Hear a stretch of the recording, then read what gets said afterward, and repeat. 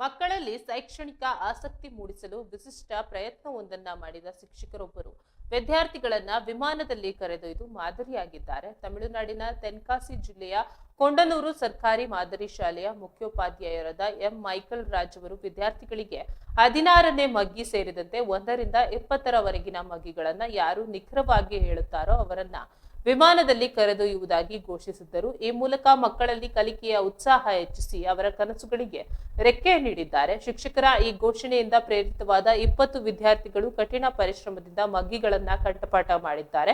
ಕಳೆದ ಭಾನುವಾರದಂದು ಮೈಕಲ್ ರಾಜ್ ಅವರು 20 ವಿದ್ಯಾರ್ಥಿಗಳು ಮತ್ತು 8 ಸಹ ಶಿಕ್ಷಕರನ್ನ ಮಧುರೆಯಿಂದ ಚೆನ್ನೈಗೆ ಇಂಡಿಗೋ ವಿಮಾನದ ಮೂಲಕ ಕರೆದೊಯ್ದರು. ಈ ರೋಮಾಂಚನಕಾರಿ ಪ್ರಯಾಣ ಮಕ್ಕಳಲ್ಲಿ ಸಂತಸವನ್ನ ಮೂಡಿಸಿದೆ.